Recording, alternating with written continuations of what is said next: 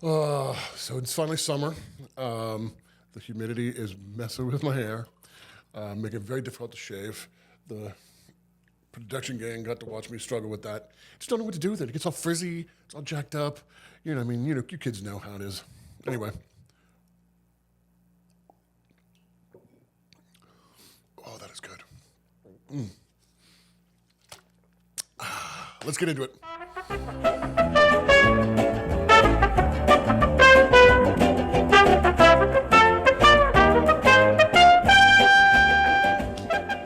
I'm John Stanton, editor of the Gambit, and this is the Get Down. This last week, the biggest thing that probably happened in the news for the city was the fact that Senator Roy Duplessis, who represents New Orleans in the state Senate, decided to end his will he, won't he, touchy-feely game of will he get into the Senate, into the mayoral race, and officially joined the hunt for the biggest executive seat in town. It's a little unclear why he decided to do this, quite frankly. 6 months ago, he announced he was not going to run because no one wanted to give him any money to run for mayor because, whatever. Royce just didn't, I guess, appeal to people at that point. He won't say if somebody came in to give him a lot of money. Most of the money from the big donors has already kind of been divvied up or is promised to the main four quote-unquote serious candidates, which would be not Arthur Miller, but Arthur Hunter, who is a former judge, Helena Moreno, who's the vice president of the City Council, and Oliver Thomas, who is a member of the City Council. So I guess there's only technically three, but he's the fourth. There are a bunch of other people that are running. There's the guy from the Uber controversy. He's going to run, I guess, if he's living in New Orleans again. He, I think, actually still lives in Florida, and he loves bouncy houses, but, whatever. He's a clown. And some other people, some randos that are running. Also, Joshua Starkman, who is running an amazing campaign, is also running for mayor. But the four main, Royce joins the three to make up the fourth of the serious people.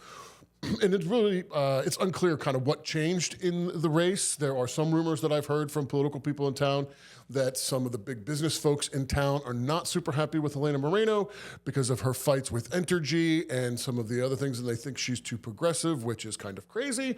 Then there are those that think that Oliver Thomas has not done enough to shore up his support amongst older black voters, particularly older black male voters, and they're worried that Arthur Hunter is going to take away some of those voters from Oliver and hand the race to Helena, and they were looking for a young black leader who could step in and potentially take the mayoralship. I don't really know what's going on. Royce is not telling anybody because it would be kind of weird for him, frankly, to admit that he was broke and then somebody came along and sugar daddied him into the race. But it's probably what happened. We'll see how this goes. The fact, though, is that at his announcement event and at a candidate forum the week before, we're packed with people, with regular voters coming to see these guys, which says a lot about this race. I think that given the last 4 years with Mayor Cantrell, everybody's super unhappy with what's going on in the city. Everybody's terrified about what's going to happen with the city in the future. And so the population of New Orleans is way more interested in this race than in normal campaigns, which doesn't really start to get public interest until September. So anyway, we'll see what happens with that. And so this week in Gambit, we have a story that I worked on with Kaylee Poche. She did, frankly, most of the work as per usual. Looking back at what the legislature did this year on legislation. And first, a shout out to all the reporters that cover the legislature. I covered Congress for 20 years, and it's a very hard job, and nobody really gets the respect they deserve. Those guys spend long, long hours trying to get people who are megalomaniac jerks to talk to them and give them information that may make them look bad, and they all do a really great job, so shout out to you guys. This week, we went through a handful of the issues that we think are some of the most important issues that you may not have seen, and I definitely want everyone to go to bestneworleans.com to read our story or to pick it up at a PJ's or other spot where the physical paper is at. But a couple of things I wanted to hit on that we didn't get into in the issue just for kind of time and space constraints are, one is there was a fascinating bill that they did that would basically require online platforms like, say, TikTok or other social media outlets to inform parents anytime a minor their minor, comes in contact or interacts in any way with an adult online through their platform. This is a very, very sketchy thing.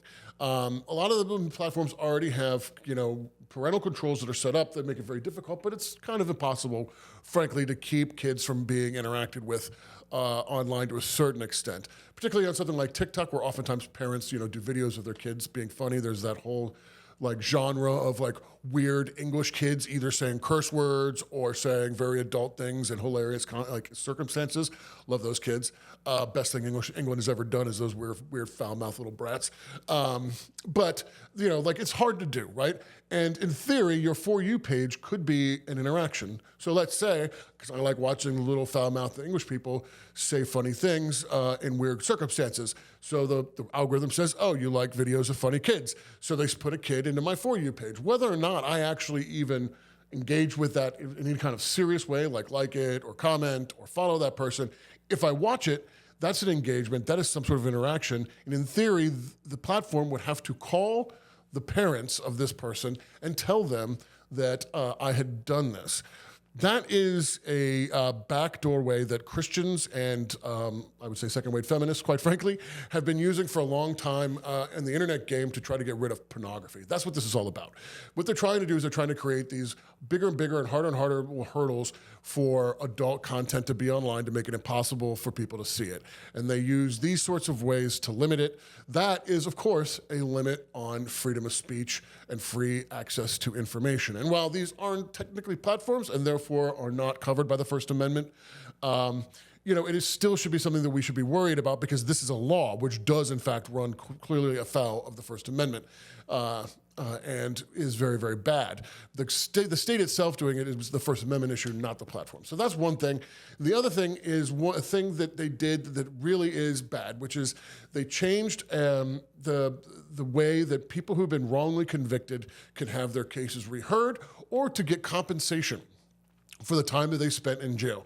Currently, the way that it's done, the state basically throttles the amount of money people can get. They can't get that much money, but they do get paid some amount of money for the fact that the state put them in jail, oftentimes for decades.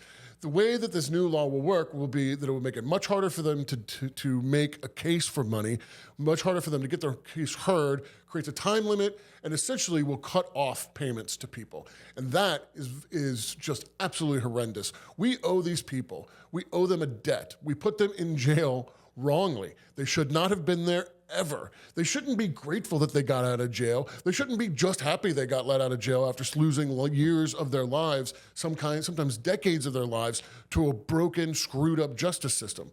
We should be paying them. Hell, we should be paying them a lot more than they are. They should have to pay taxes, and they should have to get a job if they don't want to, if they've been put in jail, as far as I'm concerned. But going the opposite way is just part of the horribly regressive and punitive sort of nature of the Republican Party and what they're doing, and that's one of the biggest things that the legislature did this year. Long story short, they did nothing to help you at all. They protected themselves, they protected big interest, and they hurt other people. So definitely go check out our story at bestofnoise.com. And we're back. I'm joined by Will Coviello, our beautiful and talented arts and entertainment editor here at Gambit. So it's we actually got some stuff going on this week. What's on your agenda? So it's the summer point of the summer where we get both Running of the Bulls and Bastille Day. Mm-hmm. Running of the Bulls is his last couple years has taken place, or they've started the run at Gallier Hall.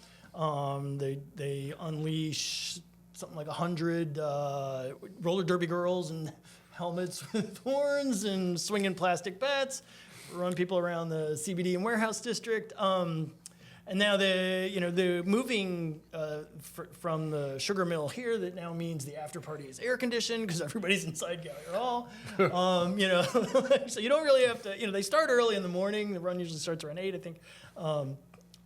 So you're already kind of beating the heat, but now you can do it the whole day. And then I feel like the Running of the Bulls is like one of the last of these kind of weird quasi-physical things that happen in town that doesn't have like the stink of frat boys all over it, you know? Like the Red Dress Run, it's really become like an excuse for frat boys to do drag and get blackout drunk, it feels like. Absolutely, but right. Whereas this is like a bunch of weirdos doing weird shit in the streets. Yeah, and I don't know. Like maybe I don't know. It's like ripping off Pamplona, Spain's festivities was not a natural thing for frat boys, I guess. Yeah, no, I love it. I think it's great. I mean, don't get me wrong. I love the Red Dress Run too because they raise money and all that. They do great stuff. But like, I feel like a lot of their people that go to that are named Chad and wear boat shoes. And right. And it's the very, it's already the permission is built in to be like crazy or goofy in your dress. Right. Oh, look, just me. I'm being a rugged individual with these other 30,000 people. Yes, exactly. So what else we got on tap for this week then?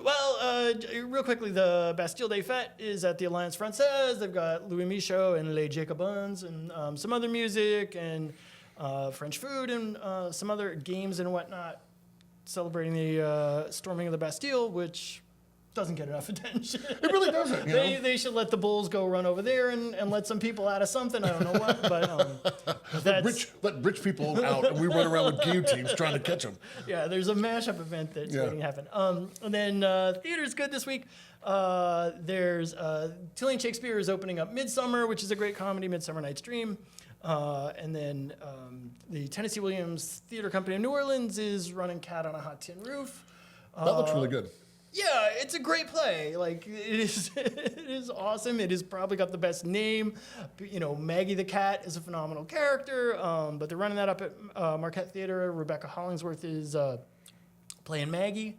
So that should be a good show. And if you like billionaires, you can go see Annie in Rivertown.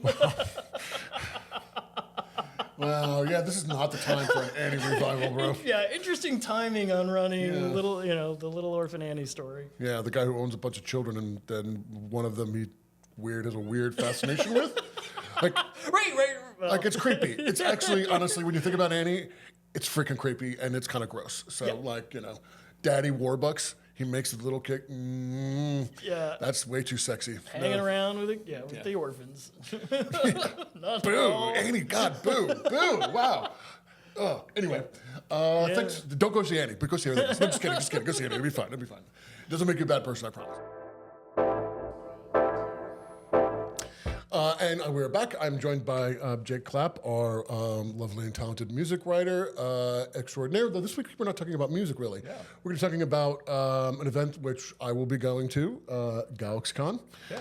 And Galaxie Con, for those who don't know, of course, is part of the larger con scene that's going on in the world. Kind of birth. In fact, we were talking off camera just recently about things like A Portal of Evil and Something Awful and that word of weird furries and nerds that were into sci-fi and stuff like that I was very much a part of in the late 90s and early 2000s. And that kind of a little bit gave birth to this world that we have now of like folks going to these conventions and doing cosplay, not just like, it used to be just like the 80s and 90s, it was just Star Trek guys, right? And they would like dress up as Captain Kirk and be weird in a room together while, George Takei got hammered in the corner and was like, why did I make these decisions in my life? Now they're like multi-million-dollar operations with like the biggest celebrities in the world, people doing amazing costumes. So anyway, tell us about Galaxie Con. So Galaxie Con hosts these fan conventions around the country. They've done them in like Columbus, Ohio, St. Louis, Missouri. They are hosting their first Galaxie Con in New Orleans Friday, July 11th through Sunday, July 13th at the convention center. So, we have Fan Expo has been a long-running one early in the year. Galaxie Con is just along the same lines. There's going to be celebrity guests, voice actors, comic book artists, illustrators, some professional wrestlers, tattoo artists, just kind of a wide range of guests and people who are involved in sci-fi, fantasy, anime, comic book culture, pop culture, like that whole range of things.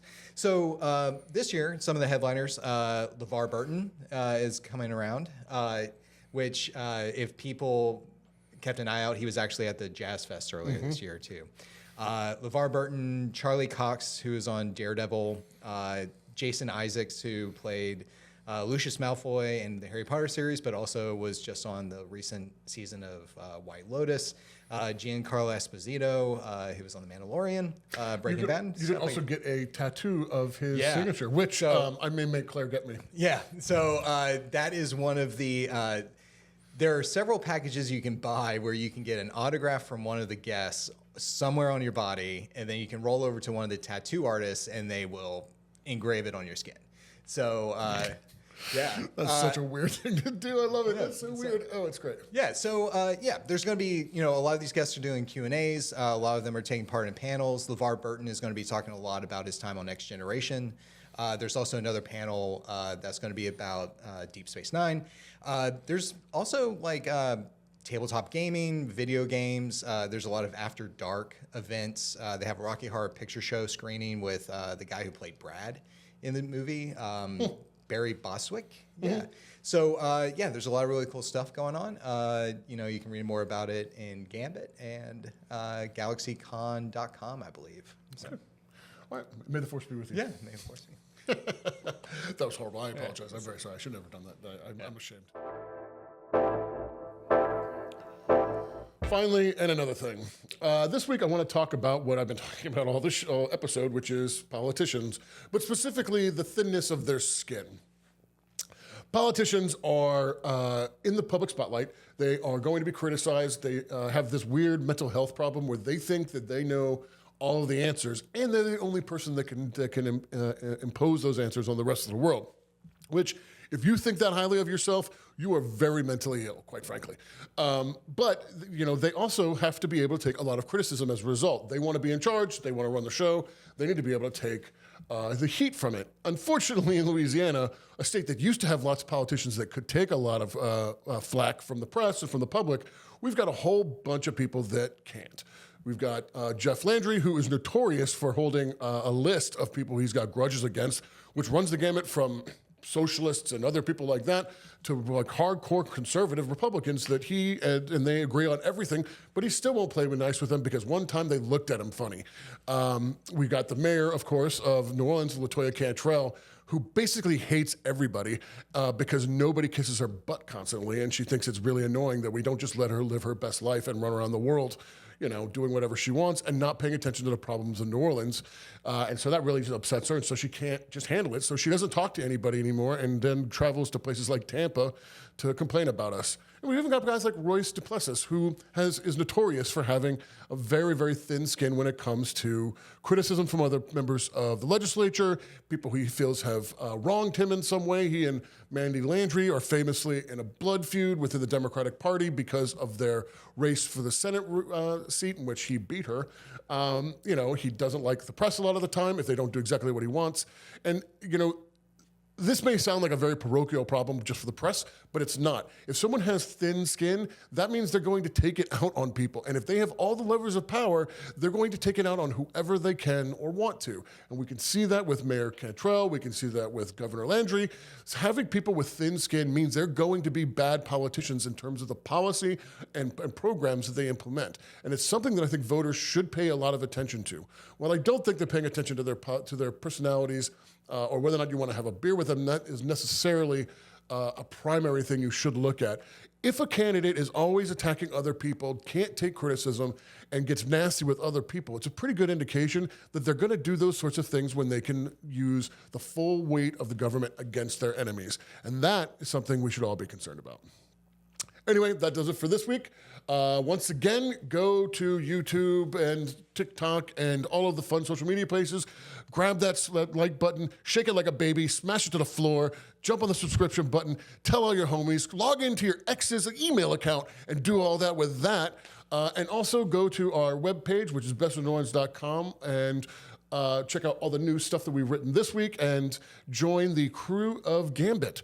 When you join the crew of Gambit, not only do you get great perks like tickets to the F1 movie, which is going to be super loud and I think actually kind of amazing, you also will be helping support the journalism that we do here at the Gambit, which is particularly at this point in this time of life and in this world and the horrible things that are going on, having local journalism like Gambit is crucial for our lives and our safety, quite frankly.